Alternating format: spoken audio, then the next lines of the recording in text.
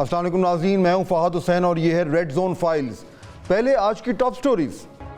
26ویں آئینی ترمیم منظور، حکومت کی بڑی سیاسی فتح، مگر اس فتح کا خمیازہ کون بھگتے گا؟ عدالتی نظام میں بڑی تبدیلیاں، چیف جسٹس کے چناؤ کا طریقہ تبدیل، نیا چیف کون ہوگا؟ اور ایک عدالت کے 2 بڑے جج، کیا پریزائڈنگ جج کے اختیارات چیف جسٹس سے زیادہ ہوں گے؟ ناظرین، تمام معاملات پر آج ہم تفصیلی گفتگو کریں گے، لیکن پہلے چلتے ہیں آج کی بڑی خبر کی طرف۔ بالآخر 26ویں آئینی ترمیم منظور اور آئین پاکستان کا حصہ بن گئی۔ حکومت اس تھکا دینے والی مشق کو اپنی بڑی سیاسی کامیابی کے طور پر دیکھ رہی ہے۔ 1 ماہ سے زیادہ کی مشقت، ملاقاتوں اور صلاح مشوروں کا آخر کار حکومت کو ثمر مل ہی گیا۔ آئینی ترمیم کے ذریعے عدالتی نظام میں بڑی تبدیلیاں کر دی گئیں۔ اس کے لیے حکومت کو کیا کچھ نہیں کرنا پڑا۔ اپوزیشن، وکلا اور میڈیا کی تنقید، مولانا کے در پر بار بار حاضری، حتیٰ کہ اپنے سیاسی حریف پی ٹی آئی کو بھی آن بورڈ لینا پڑا۔ ترمیم کا وقت اور دن بار بار تبدیل کیا گیا۔ ترمیم آج ہو جائے گی، نہیں کل ہو جائے گی۔ ممبران کو کئی گھنٹے پارلیمنٹ میں بٹھایا گیا۔ نمبرز گیم پوری کرنے کے لیے ہر جتن کیا گیا، لیکن حکومت نے ہر محاذ پر مقابلہ جاری رکھا۔ اس ترمیم کے ذریعے انشاءاللہ جو خطرات جو منڈلا رہے تھے وہ ختم ہو گئے، اور جو بادل جو برسنا چاہتے تھے وہ ختم ہو گئے۔ پاکستان عظیم بنے گا، پاکستان عظیم بنے گا، پاکستان پائندہ باد۔ 15 ستمبر سے شروع ہونے والا کھیل آخر کار آج 35 دن کے بعد اپنے انجام کو پہنچا۔ لیکن کیا کھیل ختم ہوا ہے یا ابھی صرف اس کا آغاز ہوا ہے؟ میں اس لیے کہہ رہا ہوں کہ کیونکہ حکومت نے آئینی ترمیم کر کے عدالتی محاذ پر ایک نئی بحث چھیڑ دی ہے۔ سوال اٹھ رہے ہیں کہ کیا کہیں اس ترمیم کے ذریعے آئین کے بنیادی ڈھانچے میں تبدیلی تو نہیں کی گئی؟ کیا اختیارات کی تقسیم کے اصول کو پیچھے تو نہیں چھوڑ دیا گیا؟ کہیں ایگزیکٹو یا پارلیمان عدالتی نظام پر اثر انداز تو نہیں ہو رہا؟ ناظرین، ان سب سوالوں کے جواب کے لیے دیکھنا ہوگا کہ منظور کی گئی آئینی ترمیم میں کیا بڑی تبدیلیاں کی گئی ہیں۔ صدر مملکت کے دستخط اور گیزٹ نوٹیفیکیشن کے بعد اب ترمیم فوری طور پر نافذ العمل ہے۔ بڑی تبدیلیاں یوں ہیں: سپریم کورٹ میں سینیورٹی کے اصول کو ختم کر دیا گیا۔ ترمیم کے بعد پارلیمانی خصوصی کمیٹی کا قیام عمل میں لایا جائے گا، جبکہ کمیٹی ہی نئے چیف جسٹس کا تقرر عمل میں لائے گی۔ 3 سینئر ججز کے نام پر پارلیمانی کمیٹی کو بھجوائے جائیں گے۔ پارلیمانی کمیٹی 3 ججز میں سے 1 جج کے تقرر کی سفارش کرے گی۔ پھر ناظرین، پارلیمانی کمیٹی چیف جسٹس پاکستان کا نام فائنل کر کے وزیر اعظم کو بھجوائے گی، اور وزیر اعظم تقرری کی ایڈوائس صدر مملکت کو بھجوائیں گے۔ دوسری بڑی آئینی تبدیلی جوڈیشل کمیشن کی تشکیل 9 میں کی گئی ہے۔ کمیشن کے ممبران وفاقی وزیر قانون، اٹارنی جنرل، سپریم کورٹ کا 15 سالہ تجربہ والے وکیل شامل ہوگا، جس کو پاکستان بار کونسل نامزد کرے گی۔ جوڈیشل کمیشن میں سینٹ اور قومی اسمبلی سے حکومت اور اپوزیشن کے 2 ارکان ہوں گے۔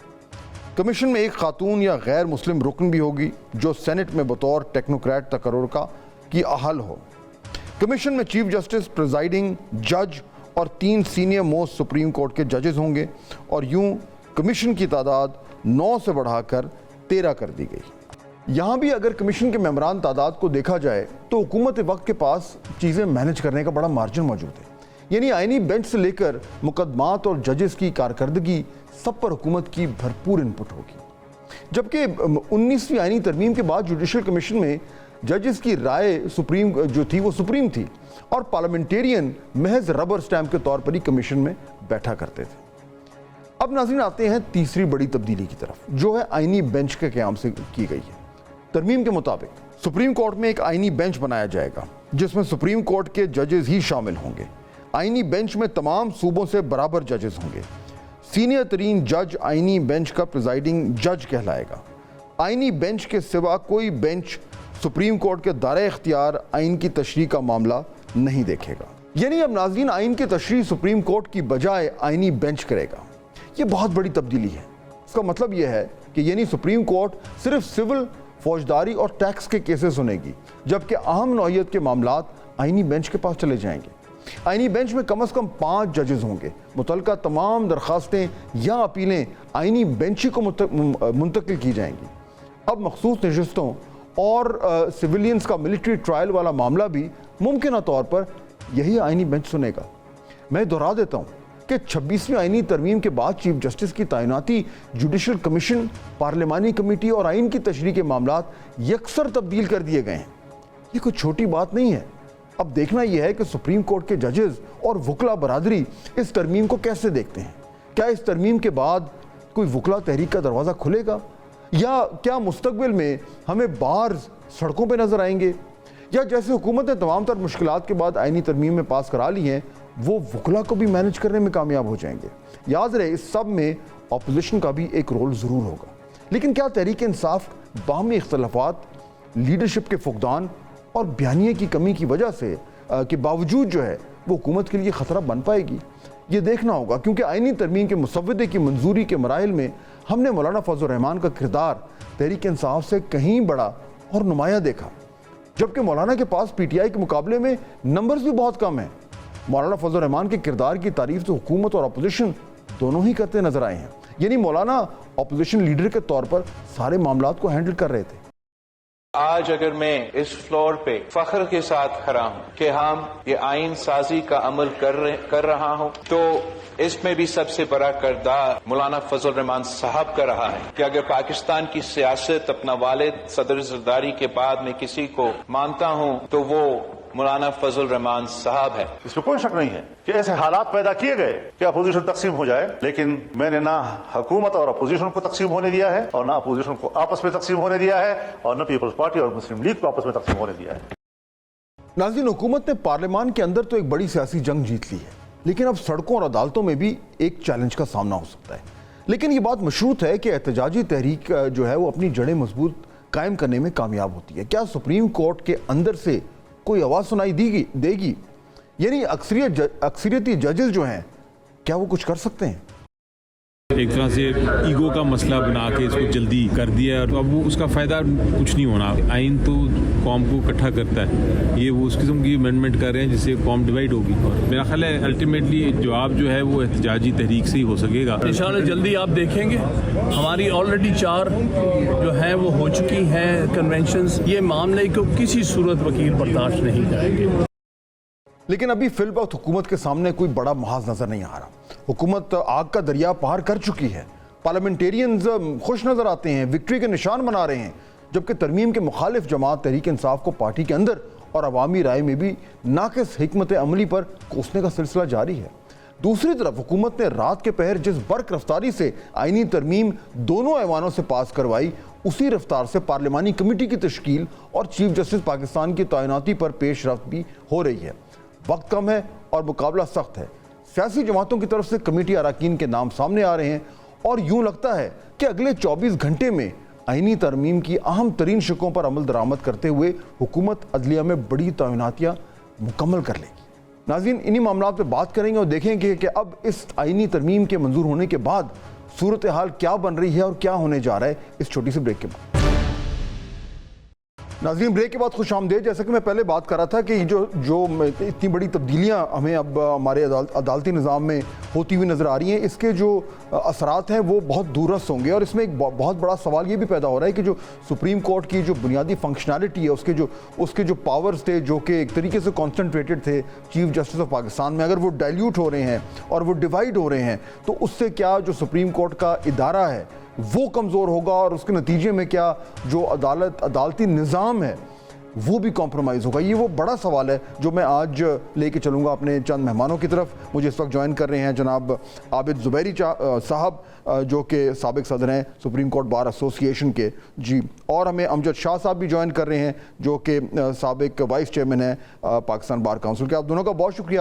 اگر عابد زبیر صاحب، اگر میں آپ سے بات شروع کروں، یہ خطرہ جو ہے یا خدشہ اس کو کہیں، یہ کتنا جینوئن ہے کہ اگر یہ آئینی بینچ بن جاتے ہیں اور جو اختیارات آئینی بینچ کو دیے گئے ہیں وہ اس کے اوپر جب جو پریزائڈنگ جج ہوں گے وہ تمام تر فیصلے کریں گے آئینی بینچز کے حوالے سے، تو وہ ایکچولی جو پریزائڈنگ جج ہیں وہ ان مینی ویز جو سپریم کورٹ کے چیف جسٹس ہیں اس سے بھی زیادہ با اختیار ہو جائیں گے، اور ایک طریقے سے سپریم کورٹ کے اندر 2 چیف جسٹس ہو جائیں گے۔ یہ خدشہ جو ہے یہ درست ہے، یہ جینوئن ہے؟ ہاں، بسم اللہ الرحمن الرحیم. دیکھیے میں تو کہتا ہوں یہ بالکل یہی ہونے جا رہا ہے. ابھی تو بہت سارے ابہام ہیں کہ کس طرح یہ سسٹم چلے گا. سب سے بڑی بات جو ہے کہ دیکھیے ہمارے آئین کے تحت عدلیہ جو تھی وہ اس میں سیپریشن آف پاورز کا ایک کانسیپٹ تھا ہمارے آئین کے تحت کہ ہر 3 ستون ہیں آئین کے, اس کے اندر ہر کوئی اپنے اسفیئر میں آزاد ہے. اور جو سپریم کورٹ اور ہائی کورٹ جو کانسٹیٹیوشنل کورٹس تھے وہ تشریح کریں گے آئین کی, قانون کی, اور جو وہ جب تشریح کر دیں گے وہ ہم سب پہ, پارلیمان پہ, حکومت پہ, سب جو اتھارٹیز ہیں سب پہ وہ بائنڈنگ ہوگا under article 189 and 190 of the constitution. اچھا, یہ جو تھا اس میں اپوائنٹمنٹ جو طریقہ کار تھا بڑا امپورٹنٹ تھا, کیونکہ طریقہ کار کیونکہ اگر ایگزیکٹو کے کنٹرول میں طریقہ کار ہے تو نیچرلی وہ چاہیں گے ان کی مرضی کے ججز لگیں. اب آپ دیکھیں چیف جسٹس کے چناؤ کے لیے انہوں نے کہا ہے کہ 3 سینئر ججز میں سے ایک کا چناؤ کیا جائے گا اور اس کے پارلیمانی کمیٹی اس کو چناؤ کرے گی چیف جسٹس کا, اور وہ اس میں کوئی جج شامل نہیں ہے, اس میں سارے پارلیمنٹیرینز ہیں اور اس میں حکومتی اتحاد کی آپ دیکھیے اکثریت ہے, تو وہ اس سے اپنا چیف جسٹس بنائیں گے. اب پھر کانسٹیٹیوشنل کورٹ کا جو ہے وہ بھی آپ دیکھیے وہ بھی جوڈیشل کمیشن کے تحت بنے گا, اور یہ بھی دیکھنا ہے کہ کون سے اختیارات ان کے پاس چلے گئے جو سارے آئین کے تحت ادھر چلے گئے ہیں. تو پھر چیف جسٹس اور ججز کا کیا رول رہ جاتا ہے کہ مطلب کہ اس میں وہ بینچز کی تشکیل میں, جبکہ وہ ایک جوڈیشل کمیشن ہے جس میں بھی آپ دیکھیے اکثریت جو دے دی گئی ہے وہ حکومتی اتحاد کی اور ان کے سپورٹڈ لوگوں کی, جس میں اٹارنی جنرل اور لا منسٹر بھی شامل ہیں. تو ادھر بھی جھکاؤ جو ہے ساری پارلیمانی کمیٹی اور حکومتی اتحاد کی طرف ہے کہ وہ کس طرح سے ججز کو اپوائنٹ کریں گے. تو دیکھیے یہ جو اپوائنٹمنٹ کا طریقہ یہ بالکل کر دیا گیا ہے, اور پھر اس کے بعد کون سے کیسز کہاں جائیں گے, جیسے آج بھی جو ایک جج صاحب نے ریمارکس کیے کہ اب ہمیں یہ نہیں پتا کہ یہ اس کورٹ میں رہے گا ادھر رہے گا, اور پھر چیف جسٹس کے پاس کیا اختیارات رہ جائیں گے. میں بلکہ میں سمجھتا ہوں یہ آزاد عدلیہ کی آج سیاہ دن ہے آزاد عدلیہ کے لیے. امجد شاہ صاحب یہ جو بات ابھی عابد زبیری صاحب کر رہے ہیں یہ وہ بات ہے جو آج ہر طرف سے ہمیں سننے کو مل رہی ہے کہ اس طریقے سے جو آئینی بینچز ہیں اس کے جو پریزائڈنگ جج لگیں گے وہ شاید چیف جسٹس سے بھی زیادہ با اختیار ہوں. تو یعنی عدالت کے اندر ایک اور سپر عدالت جو ہے وہ ایک طریقے سے بن گئی ہے, اور نہ صرف یہ بلکہ یہ کہ جو پارلیمنٹری کمیشن ہے, پارلیمنٹری کمیٹی ہے اور جو جوڈیشل کمیشن ہے, ان دونوں میں گورنمنٹ کا جو کنٹرول ہے وہ بہت حد تک ہمیں نظر آنے جا رہا ہے. تو پھر یہ جو تنقید ہے یہ تو جنون ہے کہ عدلیہ کی آزادی داؤ پہ لگ گئی ہے. ایسا ہے کہ جب 18th امینڈمنٹ ہوئی تو اس کے بعد افتخار چودھری صاحب نے, آپ یہ کہہ سکتے ہیں کہ زبردستی بازو مروڑ کے انہوں نے 19ویں ترمیم کرائی, اور وہ بیلنس جو تھا وہ اس کو الٹ کے وہ عدلیہ کے پاس لے گئے. عدلیہ کی اس کے بعد 2010 کے بعد کی جو افتخار چودھری صاحب سے لے کے اب تک ہر اپوائنٹمنٹ پہ بار کا ریزرویشن ہی بار پر رہی کہ یہ رشتہ دار ہے, یہ ان کا بینچ فیلو ہے, یہ ان کا فلان ہے, یہ ان کا آفس فیلو ہے, یہ ان کا بیٹا ہے یہ. اور اس کی وجہ سے بڑے عرصے سے بار کا یہ مطالبہ تھا کہ 19ویں ترمیم کو ختم کیا جائے تاکہ ایک بیلنس قائم ہو. اور اس کے علاوہ جو ایک پارلیمانی کمیٹی تھی, پارلیمانی کمیٹی کو جو آئین نے اختیار دیا تھا اس اختیار کو بھی ختم کر دیا گیا. اگر پارلیمانی کمیٹی 2/3 میجارٹی سے بھی اگر کسی جج صاحب کے خلاف اپنے ریمارکس دیتی تھی تو ایک ہائی کورٹ کا جج بیٹھ کے اس پر سٹے دے دیتا تھا, اور پارلیمان کا جو اختیار ہے, ان کی جو ڈومین ہے ٹرائیکاٹمی آف پاور میں, اس میں عدلیہ نے ہر دفعہ جسے کہتے ہیں کہ تجاوز کیا تھا. لیکن اس کا امجد شاہ صاحب اگر یہ ایکسیسز تھیں تو اس کو حل کرنے کا طریقہ یہ تھا, یعنی یہ بات آپ کی ٹھیک ہے کہ وہ ایک طریقے سے عدلیہ اپنی منمانی کر رہی تھی اور شاید اپنے جو اختیارات سے اسے تجاوز کر رہی تھی, لیکن اگر وہ آؤٹ آف بیلنس تھی تو اس کو بیلنس کرنے کے لیے اس طرح کے اقدامات کیے کہ اب یہ پورا نظام آؤٹ آف بیلنس ہوتا جا رہا ہے. یہ بھی تو ایک ایشو ہے نا. نظام نہیں آؤٹ آف بیلنس ہوتا. اگر 19ویں ترمیم سے نہیں ہوا, کام چل ہی رہا ہے, تو اب بھی کو خاص فرق نہیں پڑے گا. انہوں نے پارلیمانی کمیٹی کو ختم کر کے 4 پارلیمان کے جو نمائندے ہیں انہیں جوڈیشل کمیشن میں بٹھا دیا. 2 اپوزیشن سے ہوں گے, 2 ٹرائی بینچز سے ہوں گے. تو بیلنس اتنا کو زیادہ خراب نہیں ہوا کہ جس کو ہم کہیں ججز کی تعداد انہوں نے تھوڑی کم کر دی.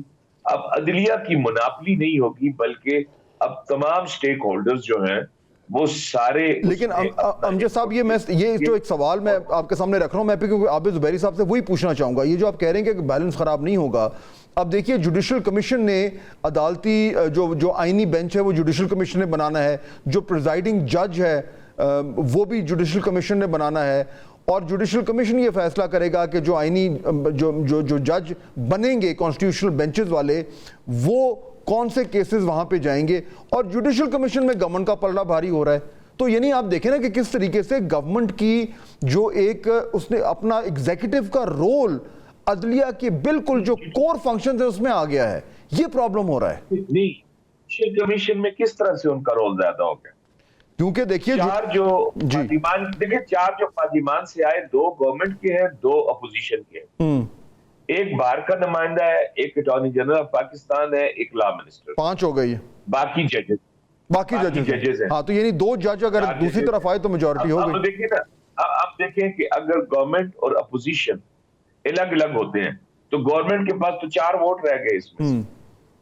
اگر یہ 17 لوگ ہیں تو ان میں سے تو 4 ووٹ ہیں گورنمنٹ کے، ایک لا منسٹر، ایک اٹارنی جنرل اور 2 ان کے پارلیمان سے جو آئیں گے. باقی جو لوگ ہیں، بار کا نمائندہ ہو گیا یا اپوزیشن کے لوگ ہو گئے یا ججز ہو گئے، وہ اگر نہیں چاہیں گے تو گورنمنٹ تو وہاں پہ کہاں کر سکتی ہے. عابد زبیری صاحب آپ اگری کریں گے اس بات سے کہ جوڈیشل کمیشن میں گورنمنٹ کا رول دیکھیں نا، کیونکہ جو ابھی امجد صاحب نے گنوایا ہے یہ بات ہے کہ اگر آپ کے پاس یہ اٹارنی جنرل، وزیر قانون، 2 حکومتی رکن اور بار کاؤنسل کا ممبر بھی اگر ملائیں تو یہ 5 بنتے ہیں، 7 پہ میجورٹی بنتی ہے. اگر آپ کو 2 جج پھر بھی چاہیے ہوں گے. نہیں، یہ ازمپشن ہے، لوگ ازیوم کر رہے ہیں کہ جی اس وقت ہے. جی عابد زبیری صاحب. جی نہیں، میں بالکل ادب سے اختلاف کروں گا. پاکستان بار کے جو نمائندے ہیں وہ بھی جو حکومت کہتی ہے اس کے حساب سے چلتے ہیں، جو ابھی تک وہ چلتے ہوئے آ رہے ہیں، یہ ان کے ساتھ ہے. پھر آپ ایک بڑی امپورٹنٹ بھول رہے ہیں کہ چیئرمین سینٹ یا اسپیکر جو ہیں ایک مائنورٹی اپنی اپوائنٹ کر سکتے ہیں، ایک مائنورٹی ممبر اور یا ایک خاتون. تو ایک یہ بھی ہو گئی. تو اور ججوں کے اندر بھی ہم دیکھ رہے ہیں جس طرح سے تقسیم ہے اس کے حساب سے. تو ابھی دیکھیے جو یہ انہوں نے کیوں ترمیم اتنی جلدی سے کی ہے، کیونکہ ابھی جو جوڈیشل کمیشن کے ہیڈ ہیں وہ تو جسٹس قاضی فائز عیسیٰ ہیں. تو ہو سکتا ہے یہ جوڈیشل جو اپوائنٹ یہ کر کے جائے کمیشن اپنے انڈر میٹنگ کال کر کے، کیونکہ دیکھیں پارلیمانی کمیٹی تو آج فارم کری، کل تک انہیں چیف جسٹس اپوائنٹ کرنا ہے انڈر دس نیو امینڈمنٹ. تو یہ کر رہے ہیں. پھر یہ جوڈیشل کمیشن کا بھی آئی تھنک 4 دن کے اندر ہو کہ کانسٹیٹیوشنل کورٹ کے اندر بھی ججز اپوائنٹ ہو جائیں گے سب. تو فائز عیسیٰ جس پہ ہمیں جس کا بکلا کمیونٹی کو بڑا اعتراض ہے، جو ود اٹ موسٹ رسپیکٹ جو ہمارے چیف جسٹس صاحب کا رول رہا ہے، تو اس کو مد نظر دیکھتے ہوئے میں سمجھتا ہوں کہ اس وقت حکومت کا پلڑا بھاکی ہے. یہ آزاد عدلیہ کو انہوں نے آج ختم کر دیا. سر یہ میں سمجھتا ہوں، دیکھیے وقت بتائے گا کہ میں صحیح ہوں یا امجد شاہ صاحب صحیح ہیں، یہ وقت ہی ثابت کرے گا. لیکن جو ابھی جو آپ دیکھیے گا کہ اگر اس ترمیم جو کی گئی ہے اس کا مقصد کیا تھا کہ آزاد عدلیہ کو ختم کر دیا جائے. کیونکہ آپ دیکھیں عدلیہ آزادی کا کیا مطلب ہوتا ہے، ہم سمجھتے ہیں کہ دیکھیں سب سے بڑی جو کیسز جو یا لوگوں کے ہوتے ہیں، کانسٹیٹیوشنل کیسز کی بات کر رہا ہوں، جو نارمل کیسز ہوں ان کی بات نہیں کر رہا میں، کانسٹیٹیوشنل کیسز کی بات کر رہا ہوں. اس میں سب سے زیادہ لیٹیگیشن جو ہوتی ہے حکومت کے خلاف ہوتی ہے، حکومت وقت کے خلاف ہوتی ہے، ان کے آرڈرز کے خلاف ہوتی ہے یا ان کے ایکشنز کے خلاف ہوتی ہے، یا کوئی آئین جو قانون بنتا ہے اس کو چیلنج کیا جاتا ہے. اگر ایگزیکٹو اور اپنے مرضی کے ججز اور یہ اپنی مرضی کی بینچز بنا لیں تو پھر ان سے کیا. اچھا یہ تو ہو گیا سپریم کورٹ کی بات. ہائی کورٹ میں دیکھیے انہوں نے کیا کیا. ہائی کورٹ میں بھی کانسٹیٹیوشنل بینچز بنے گی، اس کا طریقہ کار ہوگا. لیکن ایک اور چیز جو ہائی کورٹ کے ساتھ کی ہے کہ وہ یہ کی ہے کہ وہاں ججز کی ایویلویشن ہوگی، اور ایویلویشن ہوگی، پھر ایویلویشن کے بعد اگر ان کو شکایت ہوگی تو اس کو ٹائم دیا جائے گا، اس کے بعد اس کا کیس سپریم جوڈیشل کاؤنسل میں ریفر ہو جائے گا فارغ کرنے کے لیے. تو یہ کہاں سے آزاد عدلیہ کی بات ہوگی اور چیف جسٹس کا کیا رول ہوگا؟ یہی وہ یہ سارے ابہام ہیں اور یہ ساری چیزیں. یہ دیکھیں صرف اور ایک مقصد ہے کہ اپنے مقصد کے فیصلے لیں. آزاد عدلیہ وہ فیصلے نہ کرے جو آپ کو نہیں پسند. ایک انسٹیٹیوشن رہ گیا تھا اس ملک میں جو آزاد تھا یا ان کے ایکشن یا ان کے پلان کے خلاف کر رہا تھا، وہ آزاد عدلیہ تھے. اس کو کل انہوں نے کر دیا اور میں کہتا ہوں کہ آزاد عدلیہ کا جنازہ ذرا دھوم سے نکلے. بہت شکریہ.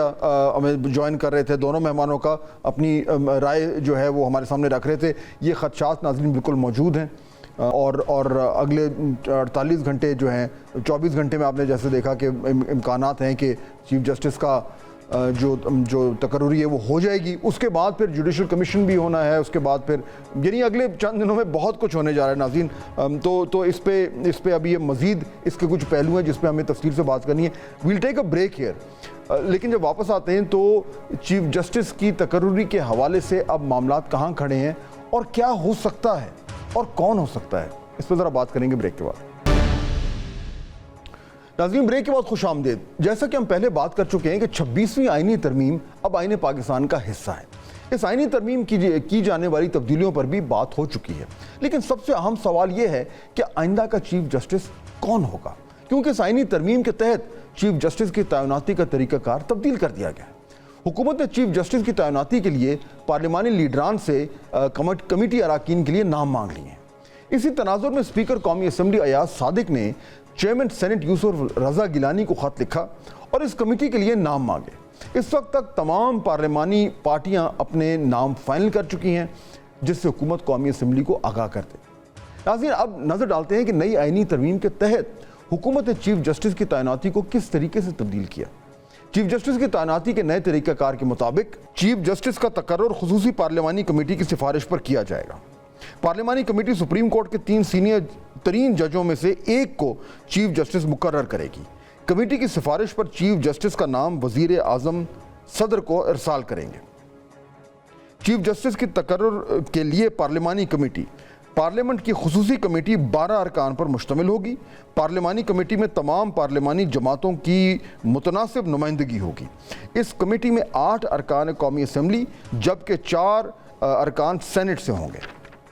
آئینی ترمیم کی منظوری کے بعد پہلی مرتبہ چیف جسٹس کی ریٹائرمنٹ کے 3 دن پہلے کمیٹی نام بھیجے گی.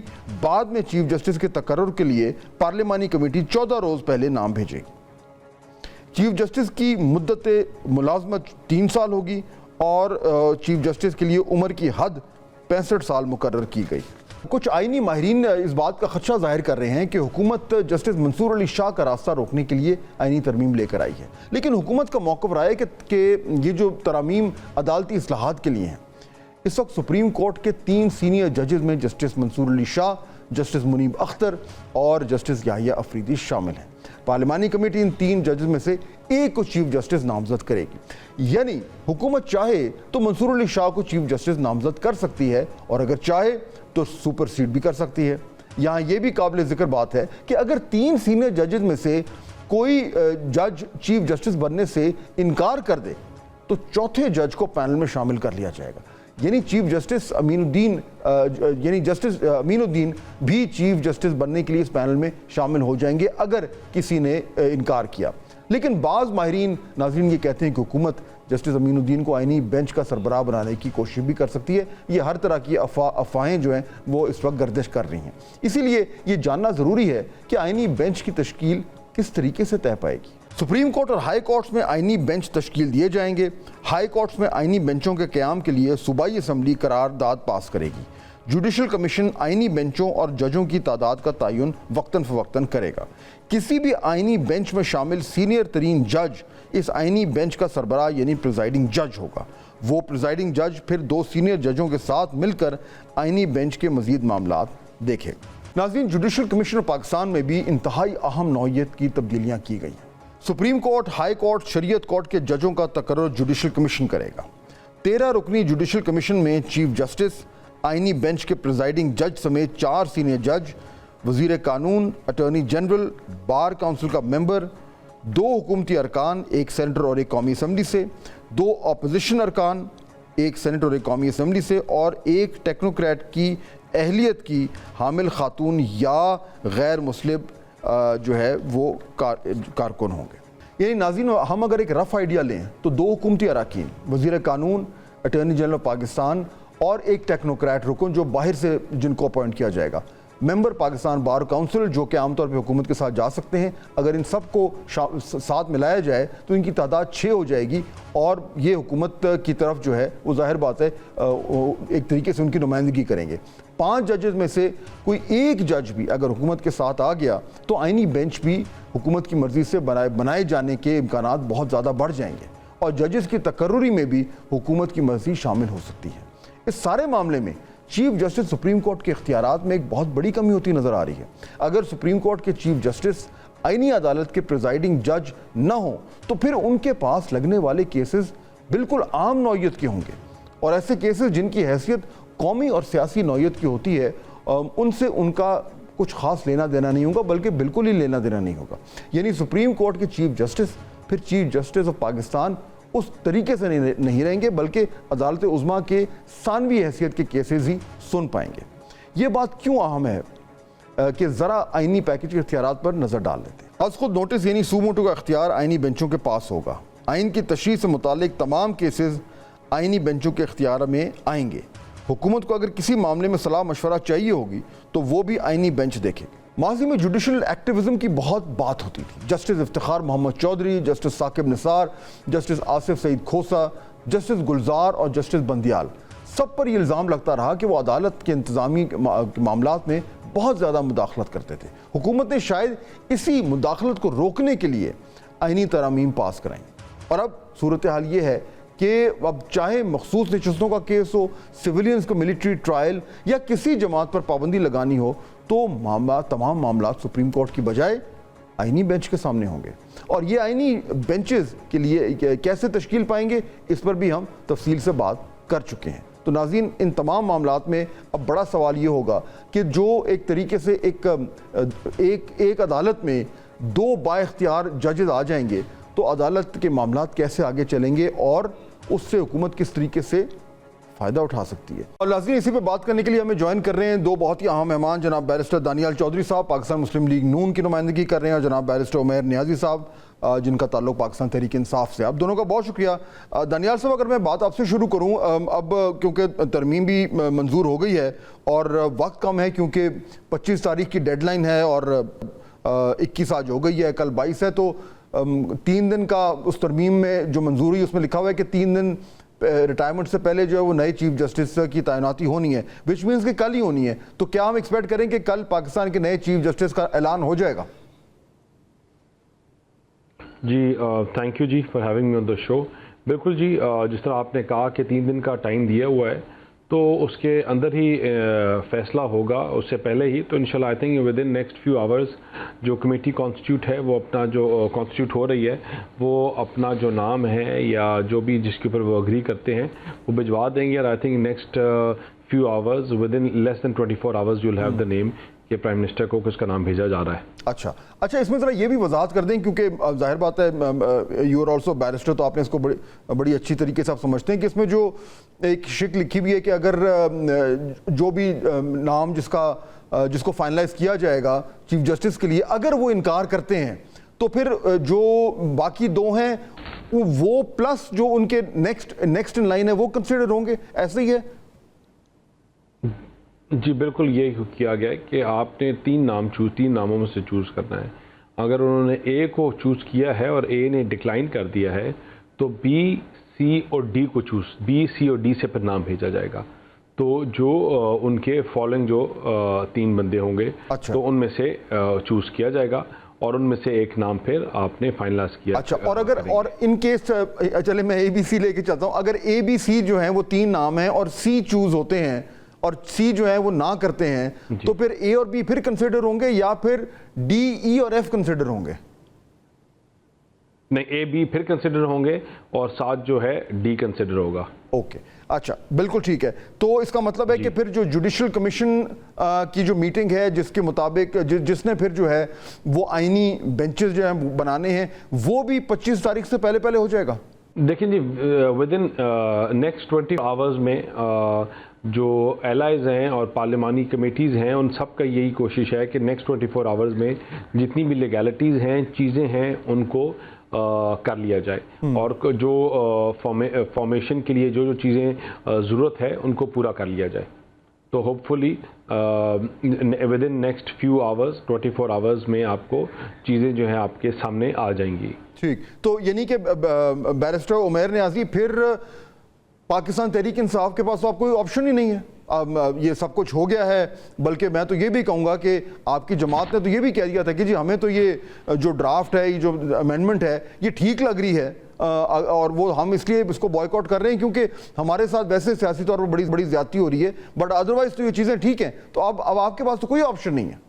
بنیادی طور پہ اس کا آبجیکٹو کیا ہے؟ اس میں ایک ٹارگیٹڈ کر کے لیجسلیشن کی گئی ہے، آرٹیکل 175A کو جو امینڈ کیا ہے، جو 3 کا ہے سلیکشن پروسیس. آپ نے کہا نا تیسرا ڈراپ کر دے گا، پھر باقی 2 میں سے کنسیڈر کرنا ہے اس میں. اور پھر تیسری بات ہے کہ اگر ان 2 میں سے بھی ایک ڈکلائن کر جاتا ہے تو پھر جاتا ہے ریورٹ بیک، پھر وہ ہے کہ فورتھ موسٹ تب جا کے کنسیڈر ہوتا ہے. تو ٹارگیٹڈ ہے کہ کسی طرح سے بھی جو ہے نا جسٹس منیب کو باہر رکھنا ہے، باقی معاملات ہیں. اور خالی خطرہ کیا ہے کہ الیکشن کا آڈٹ نہ کھل جائے، اس کے آبجیکٹیو سے یہ کی جا رہی ہے. کہاں دنیا میں ہوتا ہے کہ جس کا لیٹیگیشن میں انٹرسٹ ہو وہ بینچ کو پک کرے؟ دیکھیں ساری کی ساری آرٹیکل 199 کی لیٹیگیشن یا 184(3) کی لیٹیگیشن کس کے اگینسٹ ہوتی ہے؟ حکومت وقت کے اگینسٹ ہوتی ہے، ریاست کے اگینسٹ ہوتی ہے. اسی نے بینچ فکس کرنے ہیں، بینچ اپنی مرضی کے بنانے ہیں، تو کس طرح کا انصاف ہوگا؟ بینچوں کو انصاف کس طرح سے ملے گا؟ لیکن اس پروسیس نے تو لیکن یہ تو ڈیبیٹ تھی نا، جو جب یہ امینڈمنٹ پاس نہیں ہوئی تھی تب ہونی تھی. اب وہ امینڈمنٹ پاس ہو گئی ہے، وہ آئین کا حصہ بن گئی ہے. اب پی ٹی آئی کے پاس کیا آپشن ہے؟ یہ بات ہو رہی ہے کہ جی حامد خان صاحب کہہ رہے ہیں کہ جی ابھی ہم احتجاج کریں گے، لائرز باہر آئیں گے. یہ نظر آ رہا ہے آپ کو ہوتا ہوا کہ اس طرح کی کوئی موومنٹ ڈیولپ ہوگی؟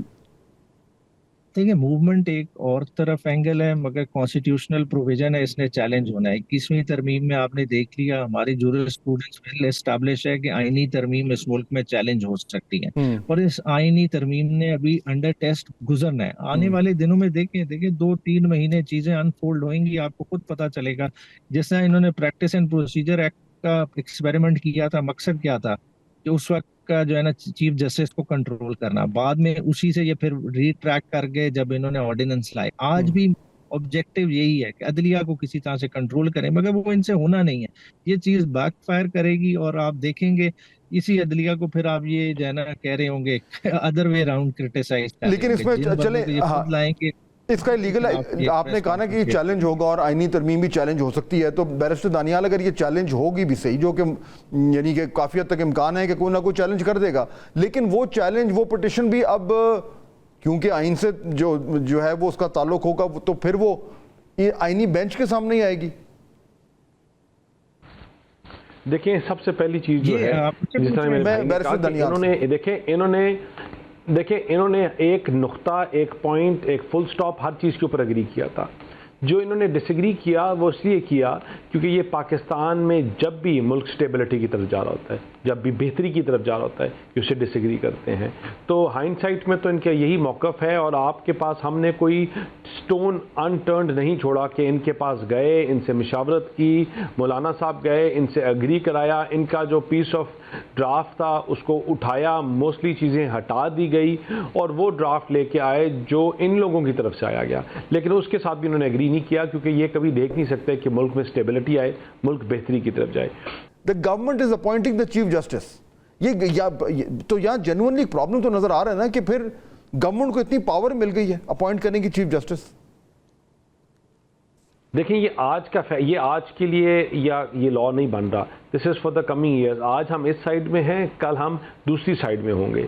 لیکن آپ نے جو پارلیمنٹری سوورنٹی کا کانسیپٹ ہے، جو مساقط جمہوریت کا اسپرٹ تھا، آپ نے اس کو ایڈریس کیا ہے. یہ ایشوز، یہ پوائنٹس آج نہیں، یہ آج سے 20 سال پہلے بھی بات کی گئی تھی، اور آج جب کیا ہے تو اس سے انشاءاللہ آپ کی پارلیمنی بالادستی میں، آپ کی پارلیمنٹری سوورنٹی میں آپ کو یہ چیزیں روکی جائیں گی کہ ایک سٹنگ پرائم منسٹر کو تنخواہ نہ لینے کے اوپر گھر بھجوا دو. ایک سٹنگ پرائم منسٹر کو کوئی اپنی مرضی کا آرڈر نہ کیا جائے تو اس کو گھر بھجوا دو. آپ کی یہ ڈیموکریسی کی ٹرو اسپرٹ کو اسٹرینتھن کرے گا، اور ہم کسی کا ہاتھ پکڑ کے فیصلہ نہیں تو پھر یہ کتنا بڑا ایشو ہے. اب اگر جوڈیشل کمیشن میں بھی گورنمنٹ کا تھوڑا سا جو ہاتھ ہے وہ زیادہ اسٹرانگ لگ رہا ہے، اور پارلیمنٹری کمیٹی میں بھی جو ہے وہ گورنمنٹ کو اپر ہینڈ لگ رہا ہے، تو یہ جو جوڈیشل ایکسیسز ہوتی رہی ہیں، جو کہ ہوئی ہیں، اس میں تو کوئی شک نہیں ہے، اگر ان کو چیک کرنا ہے اور اس میں پارلیمنٹ کا یا گورنمنٹ کولیشن کا اپر ہینڈ آ رہا ہے، یہ کتنا بڑا پرابلم ہو سکتا ہے؟ کہ عدلیہ کا اکاؤنٹیبل بنانا ہے، اس کے اور بہت سارے طریقے ہیں. آپ جو ہے نا جوڈیشل ریفارمز لائیں. آپ जजेस की अपॉइंटमेंट के क्राइटेरिया को स्ट्रिंजेंट करें, आप उसमें जो है ना बेंचमार्क सेट कर दें कि इस एहलियत का बंदा होगा वो जज बनेगा, मगर जब जज बन जाए और फिर आप कहें कि वो आपकी मर्जी के मुताबिक काम करेगा, आपकी मर्जी जो होगी वो वाले केसेस सुनेगा, जिसमें आपकी मर्जी नहीं होगी वो केसेस नहीं सुनेगा, तो ये तो अदलिया के इंडिपेंडेंस के खिलाफ है। मतलब जो आपके जो आइन कहता है उसके रूह की मुनाफी चीज है। चलें, बहुत शुक्रिया। ही नहीं कर सकती ये चीज, इन्हें समझ ही नहीं आ रही। और बहुत शुक्रिया खौफ किया है दोनों मेहमानों का, बहुत शुक्रिया आप हमें ज्वाइन करे थे, अपना मौक़िफ़ दे रहे। ये सवाल जो है ये जेन्युइन है, क्योंकि गवर्नमेंट का रोल अगर बढ़ गया है, जो कि एक्चुअली हुआ है, तो उससे जो इम्पैक्ट होगा वो यानी अभी तो हमें नज़र आ रहा है, लेकिन उसका जो सबूत है वो आने दिनों में बहुत हद तक बड़ी वाज़ेह तौर पर हमें नज़र आना शुरू हो जाएगा। तो अगर कोई जेन्युइन कंप्लेंट्स हैं तो वो उनके पीछे कोई ना कोई मंतक भी है। वो मंतक क्या है, यहाँ ब्रेक लेते हैं, वापस आते हैं, ज़रा उसमें तफसील से बात करते हैं। और मैं आपके सामने एक बिल्कुल यानी बुनियादी जो ये इशू है इसका कोशिश करूँगा कि निचोड़ आपके सामने रखूँ after this very short break. नाज़रीन, आज का बड़ा सवाल तो यही है कि बाजी आखिर कौन जीता। इस सवाल का जवाब इतना आसान नहीं जितना ज़ाहिरी तौर पर लगता है। हाँ, सरकार ने अदालती इस्लाहात वाली तरमीम को आइन का हिस्सा बना लिया और अहम अदालती मामलात में अपना और पार्लियामान का रोल बढ़ा लिया और बहुत हद तक सुप्रीम कोर्ट के इख्तियारात को भी महदूद कर लिया। मगर क्या ये वाकई हुकूमत और मुक़्तदरा की जीत है? नाज़रीन, हर जमहूरी निज़ाम की बुनियाद चेक्स एंड बैलेंसेस पर होती है। मकसद उसका यह है कि इदारों में तवाज़ुन रहे और कोई एक इदारा दूसरे पर हावी होकर अपनी आइनी हुदूद से तजावुज़ ना करे। यही वजह है कि आइनी तरमीम के लिए 2/3 अक्सरियत की ज़रूरत है, ताकि जितना मुमकिन हो बहस मुबाहिसे के बाद तरमीम के ऊपर इत्तफाक राय पैदा की जाए। आज हुकूमत और उसके इत्तेहादी ये दावा तो कर सकते हैं कि उन्होंने 6-8 हफ्तों के मुज़ाकरात के नतीजे में यह आइनी तरमीम 2/3 अक्सरियत से पास करवाई, मगर वो ये दावा हरगिज़ नहीं कर सकते कि इस 2/3 के नंबर्स में हर उस मेंबर की रजा शामिल है जिसने इस तरमीम लिए वोट डाला है। जोर ज़बरदस्ती से बाजी जीतना देर पर अमल नहीं होता, क्योंकि जोर ज़बरदस्ती तभी मुमकिन होती है जब चेक्स एंड बैलेंसेस का निज़ाम टूट जाए और उस ज़बरदस्ती को रोकने वाला कोई रह ना जाए। इस आइनी तरमीम के पहले और फाइनल ड्राफ्ट में बहुत फ़र्क है, कि अच्छी बात है। इससे ज़ाहिर होता है कि अगर हुकूमत को मनमानी करने की इजाज़त मिल जाती तो उसने वो पहला ड्राफ्ट ही मंजूर करवा लेना था, लेकिन उस घिनौने ड्राफ्ट को मौलाना फजल रहमान ने अपने चेक्स एंड बैलेंसेस से ही रोका और कामयाबी से रोका। आज़ाद अदलिया भी सरकार के ऊपर एक चेक है और अवाम के बुनियादी हुकूक के तहफ़्फ़ुज़ की अलमबरदार है। अगर आज सरकार इस तरमीम को मंजूर करवा कर अपनी जीत का जश्न मना रही है तो ये जीत कल को पूरे माशरे पर भारी पड़ सकती है। इसमें कोई शक नहीं कि अदलिया ने अपनी आज़ादी से बहुत गलत फ़ायदे उठाए और अपने इख्तियारात से शायद तजावुज़ भी किया, लेकिन अगर अदलिया आउट ऑफ बैलेंस हो रही थी और दूसरे इदारों पर हावी हो रही थी तो इसका हल ये नहीं है कि बैलेंस को वापस लाने के लिए सरकार चेक्स एंड बैलेंसेस के निज़ाम को मज़ीद आउट ऑफ बैलेंस कर दे। इन अदालती इस्लाहात के समरात या नुकसानात बहुत जल्द हमारे सामने आ जाएंगे और फिर शायद हमें एक बार फिर ये सवाल पूछना हो कि हकीकत में किसकी जीत हुई और किसकी हार। आपसे मुलाकात होगी कल। अल्लाह हाफ़िज़।